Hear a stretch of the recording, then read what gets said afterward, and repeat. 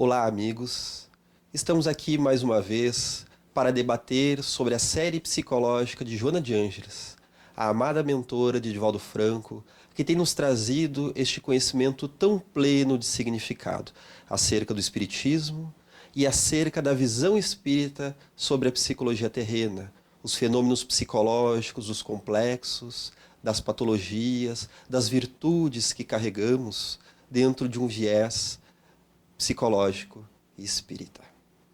Hoje vamos conversar sobre um assunto muito importante. São aqueles dias tenebrosos que muitas vezes se insurgem durante a nossa rotina, durante os anos de nossa vida, parece que demarcando momentos de dificuldades, de enfrentamento, de esforço. E no livro Momentos de Saúde e Consciência, falando sobre dias de sombra, ela nos traz. Coincidentemente, há dias que se caracterizam pela sucessão de ocorrências desagradáveis. Nada parece dar certo.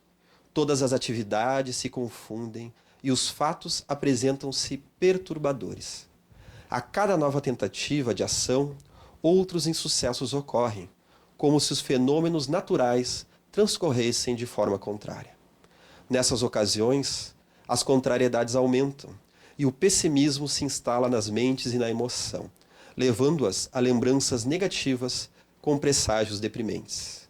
Quem lhes padece a injunção tende ao desânimo e refugia-se em padrões psicológicos de autoaflição, de infelicidade, de desprezo por si mesmo. Sente-se sitiado por forças descomunais contra as quais não pode lutar, deixando-se arrastar pelas correntes contrárias, envenenando-se com o mau humor. São esses dias de provas e não para desencanto, de desafio e não para a cessação do esforço. Quando recrudescem as dificuldades, maior deve ser o investimento de energias e mais cuidadosa a aplicação do valor moral na batalha. Vemos que a vida na Terra é marcada por dias de sombra como dias de felicidade, pois a nossa própria encarnação, ela parte da necessidade do nosso ser maior completar o seu périplo de desenvolvimento das aptidões ora dormentes, daquelas capacidades que um dia serão do espírito puro. Portanto, ainda não dotados de uma consciência tão ampla como um dia poderemos envergar, é necessário que no mundo de provas e expiações, como agora nos encontramos, rumando para um mundo de regeneração, que nós tenhamos contato com diferentes experiências, as felizes, as difíceis, aquelas que vêm nos envolver com novo fôlego, com nova vontade de viver. E a mentora vem então nos precaver diante daqueles dias mais difíceis, das depressões, das tristezas, dos desânimos que são inerentes ao desafio de viver. É neste momento que buscamos os recursos da espiritualidade superior, a fim de que nós não venhamos a fortalecer aquilo que a psicologia chama do complexo da sombra, que são aqueles elementos desconhecidos da nossa personalidade, mas que, no entanto, fazem parte de nós. São as nossas mesquinharias, os nossos lados mais agressivos que não gostaríamos que ainda existissem. Aqueles lados que talvez outras pessoas à nossa volta possam estar nos falando da sua existência sem que nós tenhamos nos dado conta. A psicologia ainda define a sombra como todos aqueles elementos desconhecidos e não valorizados pelo nosso eu consciente, a nossa personalidade transitória. Portanto, ela não se trata apenas de elementos negativos, como também de fatores positivos, mas que, no entanto, nós ainda não reconhecemos como tal. Capacidades outras, Quantas vezes encontramos pessoas céticas que depois se tornam espiritualistas, religiosos, respeitando tanto a ciência quanto as vivências interiores e transpessoais.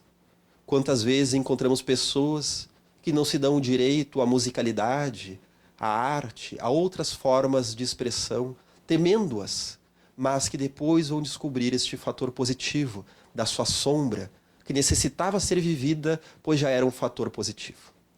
Mas há também, como falamos, o aspecto mais tenebroso da sombra, o nosso lado pessimista, o espírito inferior que talvez tenhamos sido em muitas encarnações passadas e que ainda guarda seus resquícios dentro do nosso ser psicológico.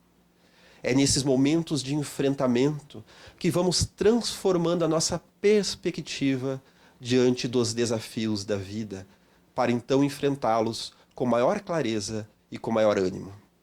Mais à frente, ela vai nos dizer que um insucesso é normal, ou mesmo mais de um, num campo de variadas atividades. Todavia, a intermina sucessão deles pode ter gênese em fatores espirituais perniciosos, cujas personagens se interessam em prejudicar-te, abrindo espaços mentais e emocionais para intercâmbio nefasto contigo, de caráter obsessivo.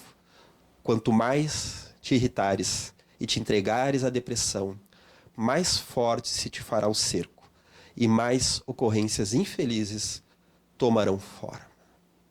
Este é justamente o elemento espiritual que a mentora vai nos falar, pois assim como existem os nossos complexos psicológicos ainda não integrados, ainda dissociados da nossa personalidade, nossos complexos de inferioridade, ou então narcisistas, vaidosos, que tendem a nos tomar de assalto, existe também a influência do plano espiritual inferior, daquelas energias, daqueles espíritos, daquelas personalidades que ainda não souberam encontrar-se, fazer o trabalho de autorreconhecimento, de auto-perdão e de auto-encontro, nem no plano físico, nem na espiritualidade, quando deixaram o corpo carnal. Encontrando-se então em estado de lamúria, de depressão, de tristeza, de revolta e muitas vezes de vingança, devido àqueles equívocos que nós cometemos diante deles em experiências transatas, onde talvez não tenhamos sabido respeitar as leis da vida, do respeito a nós mesmos, nem aquela personalidade que agora nos atormenta, necessitando do nosso esforço, da nossa captação das energias elevadas através do recurso da oração, da meditação, a busca das terapêuticas espirituais do passe, da água fluida, da evangelioterapia, pois o maior terapeuta que já existiu é justamente o modelo e guia da humanidade, nosso querido Mestre Jesus. E naquele momento em que nós, no silêncio do nosso quarto, nos direcionamos a Ele, buscando recursos para enfrentar os desafios do viver, Ele nos corresponde, não apenas como espírito, que é, pois Jesus segue trabalhando pela humanidade, mas também como modelo, grafado no nosso inconsciente, a reverberar os fatores nutritivos, saudáveis e mais elaborados para que possamos enfrentar a vida. Não num movimento infantil, regressivo, em que muitas vezes poderemos nos atirar no mar de lamúrias, de pessimismos. É o dia que está nebuloso, são as pessoas que não nos compreendem e nem nos amam, talvez dentro da nossa perspectiva momentânea, mas e nós? Estamos fazendo um movimento de amor aos outros seres humanos, de perdão a nós mesmos e às outras pessoas, de perdão às leis da vida, porque muitas vezes acometidos por depressões, por falecimentos, por doenças, nós não soubemos perdoar os caminhos que a vida nos trouxe, nem aqueles que nós escolhemos agora, durante a presente encarnação, utilizando-se do nosso livre-arbítrio, tampouco aqueles que nós já combinamos na espiritualidade superior e que de uma forma ou de outra estamos destinados a enfrentar. Pois dentro da visão integrativa da mentora Joana de Ângeles, a saúde verdadeira não está tanto no corpo saudável e na psique sem dores e sofrimentos, mas sim em uma perspectiva saudável pela qual nós enfrentamos as vicissitudes e as alegrias. Com sabedoria, com entendimento, com paciência, com resiliência, aquela capacidade de nos recobrarmos psicologicamente e nos tornarmos tão fortes ou até mais do que anteriormente. É dessa forma que estamos encarando a vida. É dessa forma que estamos nos utilizando do cabedal trazido pelo Espiritismo, da vida após a morte. Se quanto muitas vezes, diante das ameaças do túmulo, das doenças, das injúrias e violências, nós nos desesperamos. É natural que o sofrimento faça parte, que o afastamento de um ente querido, através do transcurso da morte, deste portal que leva o ser então a outra dimensão, que nós iremos nos entristecer, derramar algumas lágrimas, mas cuidado, para que não sejam lágrimas de revolta, mas lágrimas de gratidão diante da caminhada que aquela pessoa teve em nossas vidas. Esta é uma forma de encararmos os dias de sombra, acionando aquilo que no curso de Introdução à Psicologia Espírita de Joana de Ângeles, no curso O Eixo Ego Self e tantos outros que estão na playlist aqui da Associação Médico Espírita do Rio Grande do Sul, nos fala que é a ação do nosso self, o nosso eu maior, que na psicologia junguiana trata-se do centro organizador da psique, que está dentro de nós, nos auxiliando a nos reequilibrarmos. E que na visão da mentora é o nosso espírito como um todo, na sua máxima potencialidade, nas suas virtudes. É a lei de Deus escrita dentro de nós, como já traziam os espíritos a Kardec em O Livro dos Espíritos. Meus amigos, vamos ficar por aqui e deixamos aqui uma última colocação da bem-amada Joana, para que sirva de lema diante do viver. Há sempre sol brilhando além das nuvens sombrias, e quando ele é colocado no mundo íntimo, nenhuma ameaça de trevas consegue apagar-lhe ou sequer diminuir-lhe a intensidade da luz.